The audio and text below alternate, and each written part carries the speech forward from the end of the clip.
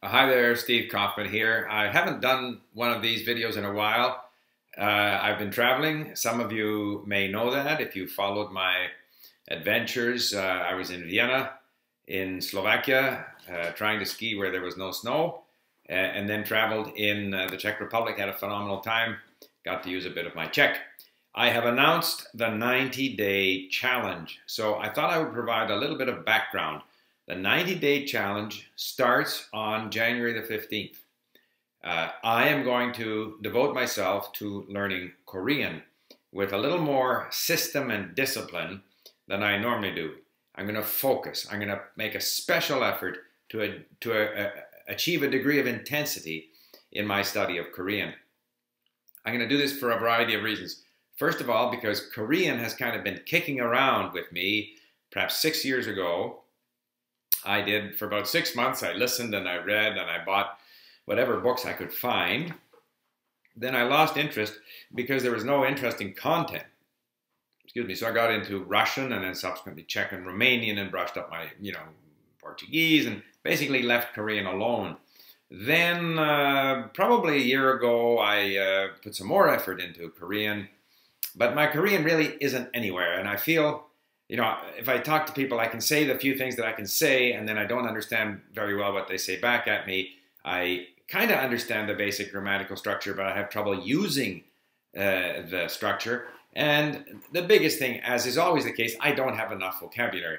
So I like to listen to and read things that are meaningful, of interest to me, and I can't do that. So in 3 months, I hope to take myself from what I think is roughly a high beginner to a solid intermediate. I might even go for the topic exam in Korean, but I'm not going to do anything on Korean until January the 15th, so I don't know much about it, except that one of the people commenting here said, are you going to take the topic exam, which is the test of proficiency in Korean? I may just do that, but I don't know yet. So some people have said, well, is this like the +1 challenge that I think his name is Brian Kwong is doing? Or is this like Benny with his 3 months to fluency?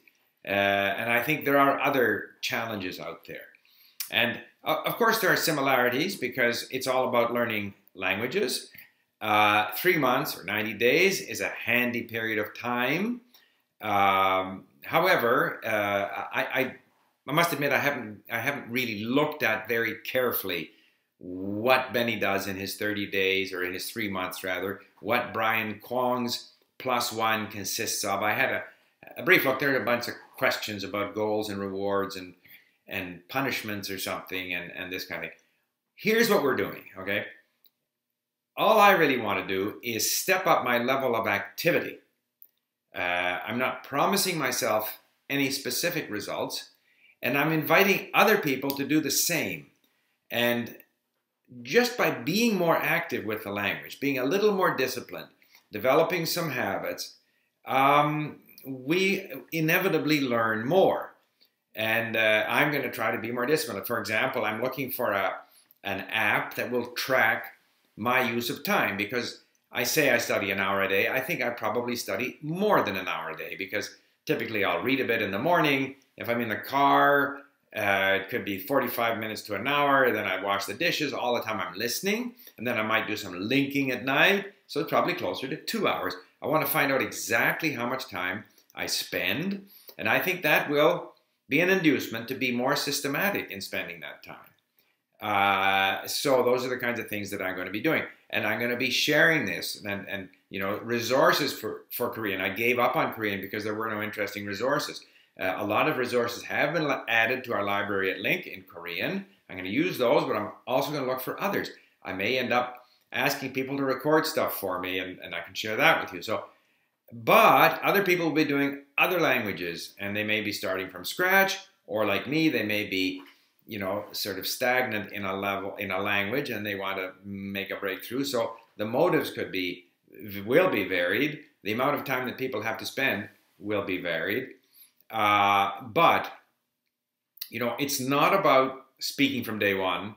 If anything, as you know, I am more of an input-based learner. LingQ is structured around the idea that the most efficient way of learning a language is to expose yourself to the language, to meaningful content that's not too difficult for you, and to acquire vocabulary and to let your brain become familiar with the language.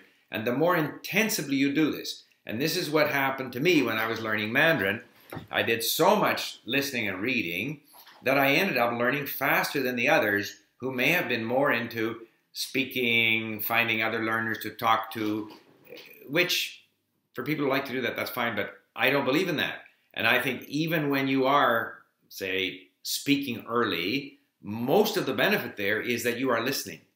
And it is true, and I often refer to sort of the resonance of different language learning situations. And a real situation face-to-face is higher resonance than listening to an MP3 player. However, if you have a very limited vocabulary and can't say much, then at the end of half an hour, you haven't been exposed to very much of the language. So in that situation, at an early stage, I prefer to listen and read because it's a richer language environment. And then when I am able to defend myself a little better, then I can have more meaningful conversations. So with regard to my Korean, for example, I'll be focusing on a lot of listening and reading to get my comprehension skills up, improve my vocabulary, and then eventually I'll be stepping up the speaking because the speaking is more real. It's higher resonance. I mentioned, for example, I was in Czech Republic and Slovakia. I was with my wife and my son and his family, so I couldn't speak that much Czech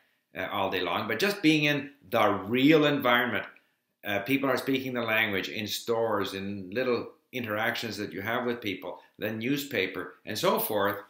There's something about that real environment that really makes any interaction resonate more. So therefore, face-to-face is extremely important. But there's a trade-off between the sort of substance, the sort of richness of the language exchange, and this realia or the real nature of the exchange. So I'm going to be balancing those as I do my Korean. One thing I also wanted to say, you know, I'm not starting from scratch, but for those of you who are starting from scratch in the 90-day challenge, just a few bits of advice for someone starting from scratch. The big thing, as I always repeat this, language learning is attitude, time with the language, and learning to notice. So one of the problems people have with, let's say French, let's say they're starting into French. Okay, right off the bat, you have to notice that there are a lot of consonants, you know, letters in French that aren't pronounced. That's just what it is. There's no point in reacting negatively to it and saying this is stupid or, you know, it's difficult and stuff. It just is. The X isn't pronounced and it drags on as an S, you know. Heureux is, the X isn't pronounced. But if you say, okay, joyeux Noël, but I'm trying to think of joyeuse, if it was hospice, you know, a Z, it drags on. So they have all this connecting sounds like prenne in the, for example, je prends, tu prends, il prend. You don't know which one has the S and which one doesn't. And you won't be able to really, even if you study it, it won't stick.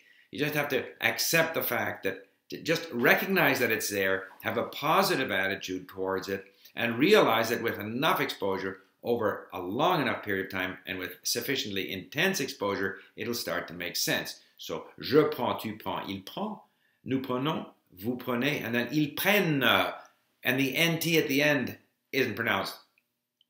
Unless, of course, it's followed by a vowel, in which case the T gets pronounced. And these are things that, it's like the Russian thing. Someone told me, you know, that, one of something is in the nominative singular, 2, 3, and 4 is in the genitive singular, and 5 and more is in the genitive plural. You can't absorb that kind of information. All you can sort of register is that these words change, and watch for it. So you're being attentive. You're trying to notice what's happening, and you're not resisting it. So you've got an open mind. You've got a good attitude, and you want to learn it, and you're spending the time. And if you do that enough, and occasionally review the rules without trying to nail them down, you have to be confident that you're going to learn. So I kind of introduced that because the main thing is the 90-day challenge is to step up our level of activity. And that is what we measure at LingQ. We don't measure where you are, achievements level, framework of reference B2, is how active are you? How much are you reading? How much are you listening? How much are you linking? In other words, saving words and phrases to your database. And if you step up that level of activity, you will do better. I can guarantee you that. It's been my experience over, many, many years of learning many languages. Step up your level of activity, interact with the language, have a positive and open and enthusiastic, emotionally committed attitude, and notice what's there without necessarily hoping to nail it down. And if we can do those things in the 90-day challenge, then I think all the participants are going to benefit. So just a little further, and if you have any questions on the 90-day challenge, please ask me. And I can assure you, I'm still working on my Russian and Czech. I'm not going to start my Korean until January the 15th. All right then. Join the 90-day challenge. Bye for now.